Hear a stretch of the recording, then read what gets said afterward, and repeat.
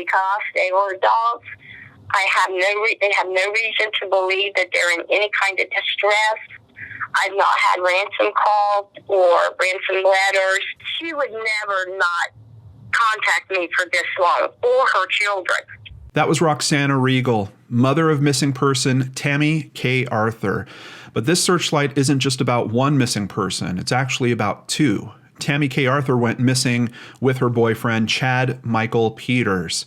It's been over a year. Roxana has been desperately trying to raise attention to this case, but outside of that news segment and some local coverage from 3TV, which I want to thank because they're one of the few sources that I've seen cover this in terms of mainstream media, nothing is out there. Now, Roxana has been reaching out to some social media. I want to also thank the Unfound podcast for doing a 2-hour interview with Roxana. I'll have a link to that down below. I'll be trying to sprinkle in some information that Ed got from Roxana as well as we go through today's video.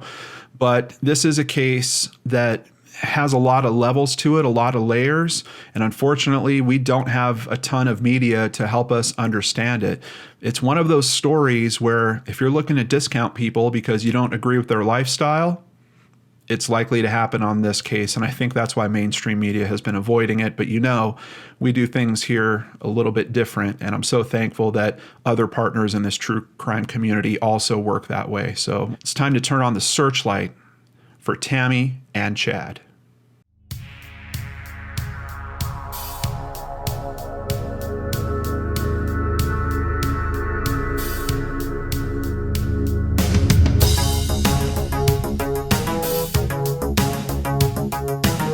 Welcome to Brainscratch Searchlight. I'm John Lorden, and I want to give you a very big thank you for opening your heart, opening your eyes, and keeping your ears open for cases just like this that we're covering today here on the channel. So this one came to me in a bit of a different way. I got an email directly from someone that works with the Aware Foundation, and here's a clip of what they sent me. My name is Stephanie, and I'm a volunteer with the Aware Foundation. I love the work you do and have a lot of respect for you and the fan base you've created. I've seen our flyers used in some of your videos, and I thank you for the exposure. Let me just say at this point, the Aware Foundation does an excellent job with their posters. That's why they will frequently pop up in my videos. They get the best images. They put a ton of great information on there. They do really good work. They know what they're doing, and I'm very thankful to be kind of collaborating with them on today's video. We are extremely busy all the time, as there are about 5 of us that actively make flyers and respond to all the emails and messages. And yeah, I can totally understand that, and I'm thankful that they've got a good team of people volunteering their time to help these families in need. I'm writing in hope that you are able to help bring awareness to a few of our cases. So that is how the case came to me today. Stephanie also sent a very good timeline. We're going to go over that later in the video. If you want to learn more about the Aware Foundation, I'll have a link to them in the description box below. Please support great organizations like this. Let's continue. There are thankfully a few bright spots in this case. We do have NamUs profiles. We do have some online records that we can look at and get a little bit of a better sense of Tammy and Chad and what they might be dealing with, and quite honestly, some factors that might be involved in them going missing as well. But let's start with the NamUs profile for Tammy. Tammy K. Arthur, a white Caucasian female, date of last contact, November 9th, 2018. She's missing from Corpus Christi, Texas, although reports are saying that she was seen crossing the border into Mexico near Laredo. So while she is missing from that, that was her last known address. There's some things we're going to learn as we go through today's video where that might have not been the last place where she was actually staying. She is now 32 years old. She was 30 years old at the time that she went missing. I believe her birthday is in mid-December. I saw some very touching posts from her mother on Facebook after she went missing. You know, that's something that not a lot of us think about, but of course, every day is hard when you have a missing loved one, but there's certain days that just really wrench your heart. And of course, birthdays are one of those. And you can see that from her mother on Facebook. Tammy stands at only 4 feet and 11 inches tall, and she weighs only 90 pounds. So we're talking about fairly small in stature. Circumstances, date of last contact, as I've said, November 9th, 2018. We can see the NamUs case. It took almost a year for that to get created. I'm not sure why it took so long when we have a missing persons case. Some states are better about it than others. Some states actually have laws that force NamUs entries to happen now. But I'm not sure if Texas is one of those. So for circumstances of disappearance, this is where the story starts to fade away. And thankfully, we do have some media where we can talk about what's going on around this. But they're just noting the date of last contact, November 9th, and that she's missing with Chad Michael Peters. And they have his NamUs number here, too. We'll review his profile in a moment. For hair color, Tammy's hair is brown, long, thick, brown hair. For her eyes are also brown. Thankfully, she has several tattoos that are fairly distinctive. She's got a tattoo on the upper left shoulder and upper left thigh. A tattoo of 3 skulls appears on her upper thigh with names Austin, Mason, and Kylie. I do believe that these are the names of her children. In the interview that I heard on Unfound, her mother was clear that she does have 3 children. Tattoo of a green clover on top of her foot. Tattoo of the word queen on her inner left wrist. Tattoo of a large red star on upper right arm with several small stars surrounding the large star. And you can see they've got some images here. These pictures are tiny, so I'm going to try to zoom in on them for you guys. But here is the star that is on her right shoulder. She does also have something on her left shoulder. I'm not finding a description for it, but it kind of looks like there might be a few, like that looks like a star and maybe a butterfly that's above it, but another cluster of tattoos also on her left shoulder. And this shot kind of shows on the left side of her body, you've got, I'm not sure what that is, but on her upper left shoulder, it looks like she might have a little bit more around her left wrist, and then on her left thigh, which of course matches the description that we're seeing back here on the website, 3 skulls on the upper thigh. For clothing and accessories, we have no description at all. For transportation, we do have a description. So they were last seen in a 2018 Honda Civic.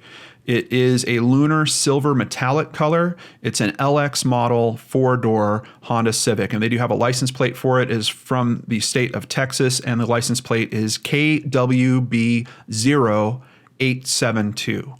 Here at the Charlie Project, we get several different photos of Tammy, so you get a very good sense of what she looks like, and there's a photo of the type of car down at the bottom as well. Let's get some of the details here because we really didn't get a lot of details from NamUs. Arthur's disappeared with her boyfriend, Chad Peters. They lived in Corpus Christi, Texas, and Peters had a union job as an electrical lineman. He had moved to the area from Ohio a few months earlier. In early November 2018, Arthur told loved ones through text messages that she and Peters were in Laredo, Mexico for his work. From what her mother says on the podcast, this work wasn't exactly stable. They went to one job in particular and it got rained out and Chad actually didn't get to work. And let's also consider this is a guy that is around 40 years old. I don't know if his career path was really set in stone yet. He was basically just accepted to the IBEW. He'd gone through a journeyman program. From what I can see in his past, he dealt with a lot of different types of charges, a lot of DUIs. I think that we've got some very strong addiction issues that are going on in this story, and we'll touch on those as we continue. Back to the details of the disappearance. The FBI reported that the couple was seen crossing back and forth from Texas into Mexico. The last crossing being into Mexico on November 7th, and appeared to be moving to Mexico because in the video of their crossing, the car was full of their belongings. However, when Tammy called her children's stepmother on November 9th, she said she was in Brunei, Texas. The November 9th call was the last time anyone heard from either her or Peters. There's another phone call that's fairly important to all this. We're actually going to get to listen to that later. It's a message that was left on another friend's phone. The circumstances of the couple's disappearances are unclear, and their families stated it made no sense for them to go missing. They are afraid for their safety. A couple of considerations I want to touch on here. The assumption that they were moving to Mexico, I don't know if that's accurate. They basically moved to Texas in June, and they signed a 6-month lease. Now, it looks like they might have been having some money trouble because they missed a car payment. They bought the car earlier in 2018. So I don't know if they were necessarily moving to Mexico or if they were afraid of being evicted or they weren't going to make their last rent payment or something like that. So they kind of loaded up the car with everything that was important to them. Roxana does state that there was some communication with their landlord. The landlord said it looked like they had pretty much moved out. There was some stuff that was left behind, but kind of large objects. So I don't know that this was several trips where the items were changing in their car. That would have been kind of a good detail to have. And at least the way that we're hearing about this from the FBI information, we don't have that level of detail. We kind of have a description of what seems like one video crossing, despite the fact that they're saying that they crossed several times. We also don't know the time frame of the crossings. We don't know if this is several crossings in a day or several crossings in a week or several crossings in a month. One thing that's curious to me about the lease that they signed, if it was for 6 months and they moved out there in June, I think that would have gotten them through the end of November. And here, we have them crossing into Mexico the first week of November. Like I said, I don't know if maybe they didn't make that last payment. Unfortunately, I haven't gotten those details from anywhere, but maybe that was a factor in all this. So we have people, just to be frank, both of them seem to have previous drug addiction issues. And we have them doing a pattern of going back and forth from Texas to Mexico. Some people are certainly thinking about the possibility that there might have been some type of drug trafficking that they got into, something along those lines. And there's some other parts of this story that might actually support something like that. Does that mean that we shouldn't care about them, that we shouldn't raise exposure to cases like this? No, I definitely don't agree with that, because we have families, 2 families, that are really hurting here. And, could it be that they're both fine and this was some type of them just wanting to escape their previous life? Maybe they're both kind of falling off the wagon and they want to just go somewhere else where they're not going to be judged or criticized. Maybe that could be the situation that we're looking at here. There's some indicators where that might not be exactly what's happening. One of the big indicators is Chad actually has some money in an account of his here in the U.S. that he's not accessing, hasn't been touched since they went missing in November of 2018. So for me, I've certainly seen addiction issues in my own friends and family, and for someone to have a lump of money like that and to not access it, even if they are on kind of a downward spiral, that seems extremely strange to me. But there is a sum of money that he's basically been leaving behind. So I don't know that that's the conclusion to this story. I don't know if they were really going to jump the border and go start a new life in Mexico, wouldn't you kind of empty out your accounts and bring that with you? It certainly seems like something might have happened to them in Mexico, and I don't know that the stories that the family got about what was going on with them leading up to all this, I don't know if that information is even accurate, but it's all that we've got. So we're going to go through more of that as we continue here. Let's jump to the NamUs profile for Chad Michael Peters, white Caucasian male. Of course, the same date of last contact, November 9th, 2018. Currently 40 years old. He was 38 at the time he went missing. He stands at 5 foot 10 inches tall, weighs about 175 pounds. Once again, the circumstances of disappearance, there's even less here. They're just basically attaching his NamUs profile to Tammy's by including her number. For hair description, they say bald. I have seen other pictures of him, and you can kind of see his facial hair, and it looks like it's brown if he would let it grow in. For eye color, here they're saying green. I've got another record of him. It's basically from his criminal record, and they're actually noting it as blue. Very hard for me to tell from looking at the photos. I really can't make a strong determination, so I'm putting it somewhere between blue and green. Tattoo, he also has a lot of tattoos. 4-leaf clover on the back of his calf. It's unknown which calf. Sun on back shoulder blade. Tattoo on his right forearm, a half sleeve of flames and skulls from wrist to elbow, and they kind of have a little photo of that down here. And then a tattoo that says the word king tattooed on his inner wrist. Apparently that matches the tattoo that Tammy has as well. Charlie Project also has a profile page on him. Once again, I'm just bringing this up mainly for the photographs. The information here is largely the same in the actual description of what's going on with this case. So a helpful user at Web Sleuths did find some criminal backgrounds on both of them. So let's start with Tammy's, which is actually extremely brief. Looks like she was arrested on May 12th, 2016 at the Wellston Police Department in Ohio. She was also arrested September 30th of 2015. Now, they're not showing these lined up, but I believe that these are in the same order. So I think the 2015 arrest is actually for drug possession, and I believe the 2016 is for criminal trespass. We don't have any additional details. We're going to have some information in the timeline that at least points to she did have some type of charge. She was paying some form of restitution or court fees that she had owed. But outside of that, we don't know a lot about this. But clearly, we've got a drug possession charge, and the information around this case has been fairly open about the fact that these are two people that have struggled with opioid abuse in the past. So jumping over to Chad's background, which I looked a bunch of times to make sure that this was even the right guy. His mugshot looks so different, but unfortunately, he's got a criminal background that goes considerably far back, and I think this is one of the earlier mugshots we've got. But important to note, we can certainly see brown for his hair color here. I still can't make out the eyes, but let's just take a look at what's going on. So for recent arrests, the most recent they have is actually 2012, and that's in Ohio. We've got 2010 with 1, 2, 3 arrests, and there's release dates for a couple of these over a period of time. So it looks like he's actually serving time for some of these arrests. Actually, there's a fourth for 2010. 2002, we've got a couple of arrests. 2001, we've got an arrest. Now, where it gets a little more concerning, and this is something that Ed really tried to drill in his broadcast. He was saying that he didn't have any indication that Chad could have done something to Tammy, or that Tammy could have done something to Chad.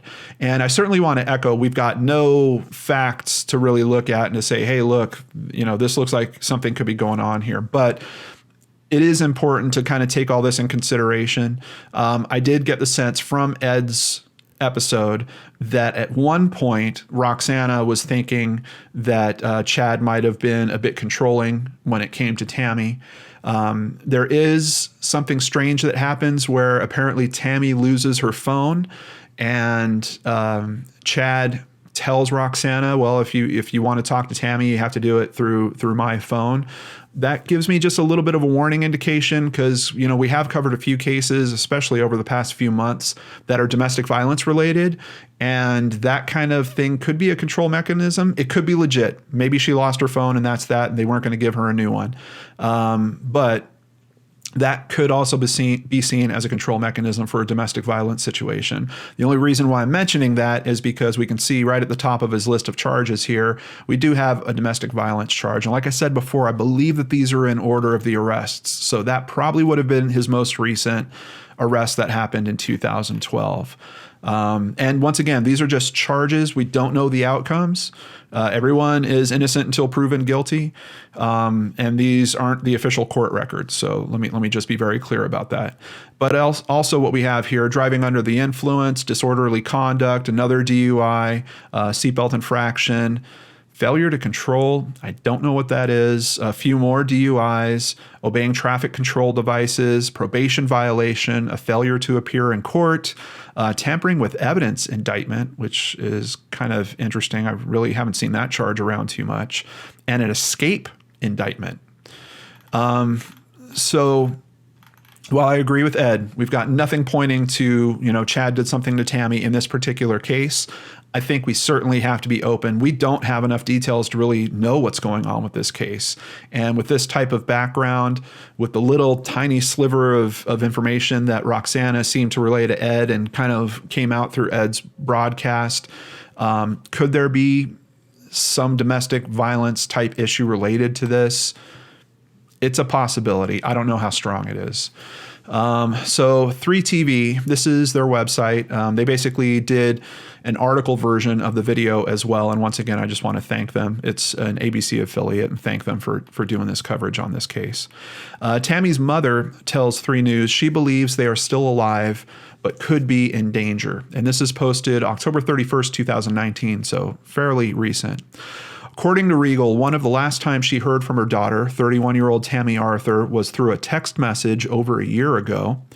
Mom, Chad and I want to go over to Mexico and go for lunch and do some shopping. Can we go without a passport? I said, no, Tammy, you can, but you cannot get back across.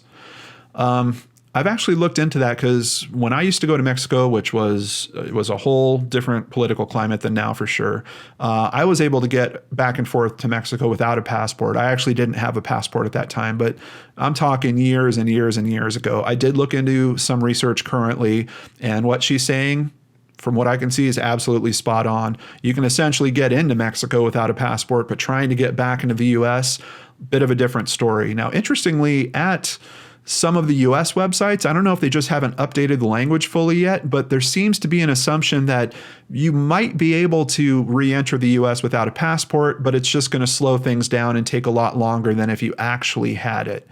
But like I said, I'm finding other websites that are very clear that no, you actually need your passport. According to Regal, the FBI dropped the investigation. Because they were adults, they had no reason to believe that they're in any kind of distress. Now, she opens up about this on the podcast, and essentially, it seems like the message that she's getting from the FBI is they think there might be some drug activity related here. They're both adults. They left the country. They didn't see them come back into the country. So at that point, kind of investigation closed, not a whole lot more than they could do. There is some other information that comes out when Roxana gets hold of a voicemail message that is left by Tammy, and the FBI does at least get a copy of that, and I think probably attaches it to the file. I don't know if it really drives a new avenue of investigation for them or not. It seems like Roxana and even Chad's family aren't quite sure if the message that Tammy left is to be believed. But what's really scary about that message is she's basically telling someone she thinks that Chad may have been kidnapped by the Mexican cartel and they took their car. We're going to hear that message in a moment here, but let's continue with this article and get this closed out.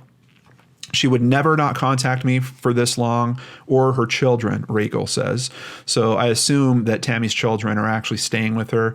I don't know if they were staying with her just kind of normally, and Tammy was living with Chad, because we know, Tammy was struggling with some issues as well. So I don't know if that was a change in situation or if Roxana was watching the kids for a period of time while Tammy went with Chad on a supposed cruise, which we're also going to talk about more. Regal has to find the words to explain to her grandchildren where their mom is. They know mommy is not around right now, Regal said. I can't imagine how hard that is, and I'm so sorry that Roxana is dealing with this. And I also want to put out there that if Tammy and Chad are out there, and if you're seeing this media, even if you can't come back to your life for some reason, I see Chad has a criminal history. I don't know if that's all buttoned up. I don't know if there's any warrants that were issued for him, or if, he didn't finish out his processes, or he owed some large sum of money or something along those lines. If there's some stopping blocks to them coming back to the U.S., I just think it would be amazing if they could just get a message to Roxana and maybe include a message for her children as well. So I really hope that if they do see this media that's being put out, that maybe they will consider doing that. So like I mentioned, Unfound podcast, 2-hour interview with Roxana, a lot of details that we're not going to necessarily go into in this video. I'm trying to give you what I think is the most important aspects of this case, but there's a lot more detail there. Link to it in the description box below.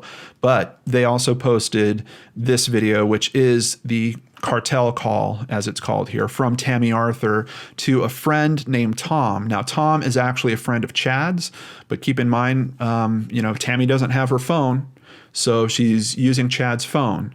Hi, Tom. This is Tammy Arthur. I'm calling about Chad. I'm very worried about him. He went to work today over here in Mexico, We've been staying at a hotel. The Mexican cartel stole our car, took him, won't give us back our visas, or not our visas, our passports, our IDs, our birth certificates. Can you please call me back in the morning on his phone? He don't even have his phone. I kept it here today. Please call me back, Tom. I'm worried sick about him. Thank you.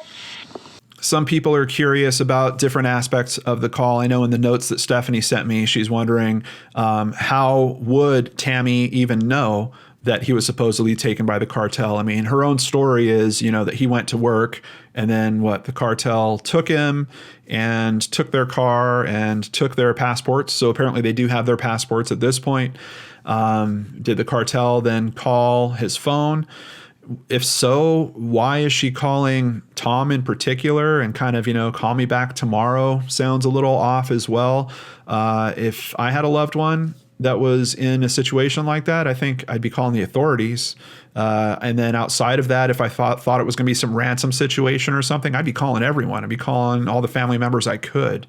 And we don't really have that happening here. So, I'm also curious. I don't know if this is legitimate or not, but it is scary, I think, nonetheless, especially for a mother that doesn't know where her daughter is and 3 kids that don't know where their mother is. Another interesting aspect on this, Chad's family doesn't seem to be really raising exposure in the social media front, let's say. So I did just want to put an invite out there. If you are part of Chad's family, if there's information that you think can help us get a better understanding of this, or you think it's important to put it out there for the public, so hopefully they can help you with this case, please feel free to email me at john@lordenarts.com, and we can certainly arrange for an interview or some follow-up segment to help get that information out. Now, Missing Persons of America also did some coverage on this case on their website and also their YouTube channel. I'll include, of course, a link to the website in the description box below. But here she mentions Snapchat messages. Roxana also posted that she leaves messages on Snapchat for Tammy and, quote, literally every 4 weeks, those messages are open, but I get no reply back. Does someone have Tammy's phone and is using it? Roxana said that currently Snapchat is on ghost mode. It's another interesting aspect here. And from what I heard from Roxana's interview on Unfound, they don't have easy access to the phone records. I'm assuming that this might have been Chad's account. I don't know if Tammy was also on Chad's account, but those phone records certainly could be an important factor to all this. We know that she was at least using Chad's phone to make that phone call. There should be some information about what cell phone towers were used for connecting that phone call. There's also even a question of were they in Mexico at that time or not. Once we hit the timeline, we're going to get into more of that. But just to close this out, some more information posted by Roxanne. I'm desperate to bring Tammy and Chad home. She has 3 beautiful children that love and miss her so very much. I will never believe that my daughter packed up her stuff, moved to a foreign country without communicating that to me, and never see or speak to her children again. Also, there is no way Chad would leave his dad worry like this. Any and all assistance in this horrible situation is greatly appreciated. If you have seen Tammy and or Chad or have any information, please feel free to share in this group or contact the Corpus Christi Police Department. So, of course, in the description box below, I will have contact information for the police department and the case number. Outside of that, this is the Facebook group, Bring Tammy and Chad Home. There's a link to this down below. You can also follow this case there for more updates from Roxana and recent developments on it. So let's get to this timeline that Stephanie from the Aware Foundation sent over. Chad is from Vinton County, Ohio. Tammy is from Jackson County, Ohio. We know that they will move to Texas. That's part of the timeline here. Apparently, they met because they were both using the same dealer and being at the same parties. And I wanted to include that information because I know Ed was talking about from the Unfound podcast, how would they go from a situation of them being users, drug users, to, hey, we're going to be running drugs to Mexico for the cartel? And there has to be some linkage in between that. I think if that is really the situation that we're looking at, the obvious linkage would be their dealer. Maybe they could go to that dealer and say, hey, we're running out, or we've got some money right now and we want to help move drugs and maybe double up the money that we have, or something along those lines. Chad actually sold some property and got a sum of money, which we're going to get in the details here too. But just to kind of answer what Ed had put out in his podcast, if they are looking for the linkage, I'm pretty sure that linkage is going to be the dealer or someone in that circle that would be able to facilitate a business connection in that way. December 2017, they decided to get sober together because Tammy admittedly could no longer get high with what she was doing. They stopped using opiates and did turn to marijuana to help alleviate the withdrawal symptoms and anxiety. Her mother supports all that. She says that she's aware that that's what Tammy was doing. She doesn't condone marijuana use herself, but effectively she would be happy taking the lesser of two evils, and Tammy was indeed doing that. January 2018, they purchased the car, and that's information that I actually got from the podcast. Chad is the primary, but Tammy is also on the loan, and this is a financed vehicle. January 2018, that's when that happened. In May of 2018, Tammy requested that her probation officer ask the judge to court order a Vivitrol shot. Now, I've looked into that. Apparently, it's a shot that will impede the effects of opioids. So if you are struggling and you get that shot and you try to use opioids, they just don't work on you. It's also used for controlling people with really severe alcoholism. The judge agreed to honor Tammy's request, but the wait list was close to a year for the shot, so he ordered her into a Suboxone program. From what I can see, Methadone and Suboxone are somewhat similar in terms of what they do. Methadone and Suboxone are the two leading medications used in the treatment of opioid addiction. They aid the recovery process by binding to the brain's opiate receptor sites such that a patient's painful opioid withdrawal symptoms are alleviated. In June 2018, Tammy requested permission from the judge and probation officer to be allowed to move to Texas. The request was granted, with Tammy agreeing to continue in a Suboxone program and call her probation officer each month and pay her court-ordered fines monthly. They had both been clean and sober for 8 months and then decided to move to get away from old friends, old habits, and start fresh. In June 2018, they do move to Corpus Christi. Roxana, Tammy's mother, was living in that area at the time. So it really seems like they're trying to stay clean, get out of the old situation, move to a new situation. Tammy being closer to her mother, that might be a good support mechanism for getting her through this as well. Tammy was working 2 jobs, and Chad passed his electrical repairman journeyman class and became part of the IBEW Electricians Union. The start of October, we have them miss a car payment. And what's strange about that is this next point, October 12th, Chad sold property that he owned in Ohio and received about $20,000 from the sale. So I don't know why they would miss October's car payment. And I don't know when the car payment was due. I don't know if it was October 1st or October 30th. But effectively, within a few weeks of that, they're getting a lump sum of money. So even if you were a few weeks late, wouldn't you have sent it in after that fact?